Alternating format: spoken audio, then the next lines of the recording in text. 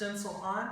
So the next step, we are ready to paint. And so you're going to grab your paints that we sent with you. You're going to decide what you want to paint, what colors. There's a lot of different ways to put the paint on. There's not necessarily a right or a wrong way. I typically like to start at the top and work my way down so that I don't end up putting my arm or something into it. But if you've got several different colors that you're working with or ways that you're doing it, then it might affect how you decide that you want to start doing it.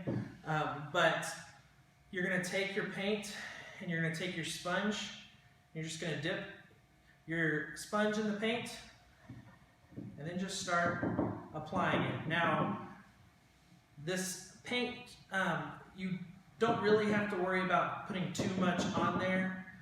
If it's like trying to run off, then that's maybe not what you're going for, but you're going to cover all the stencil. If you can see any of the wood underneath the paint, then that means that there's a spot that you missed. And so you want to get really good coverage so that your sign ends up turning out really clean and it looks like the way that you want it to. I mean, if you want your sign to have a weathered look, then you can put less paint on there. But overall, you want to make sure that you've got really good coverage so that your sign turns out nice and clean.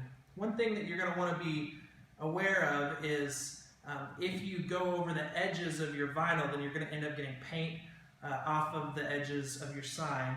And so you want to be careful to stay inside your vinyl, but you do want to get everywhere that's cut. So you can go over it. For the best coverage, I would continue to dab like that on the wood. It's going to end up looking like this. If you want it to look like it's brush stroked, after you're done, you can kind of take your sponge and give it that look, but it is going to thin your paint out and you're not going to get quite as good a coverage, and so it's going to be a little bit more rustic to do like that. If you're worried about, if you see like that there's bubbles, if you're worried that that's going to stay, once your paint dries, those bubbles are going to end up going away. Okay, so I've got my first color done, then I'm going to take my second color here and do the rest of my letters. You want to be careful that you don't end up going over into your first paint and mixing paints unless that's something that you're trying to do on purpose. But you want to get really good coverage there and make sure that you have all of your letters done.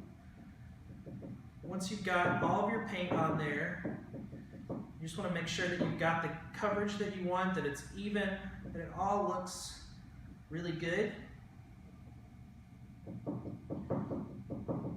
And we're going to move on to the next step where we're going to remove our stencil. Now, one thing that is important to note is that whenever we pull this stencil, we want the paint to still be wet. So once you finish painting your stencil, you want to look at it and make sure that you've got good coverage, that everything looks the way that you want. But you don't want the paint to dry, because if the paint fully dries, then you're not going to get as clean of a stencil. And so we're going to move on to the next step while your paint is still wet.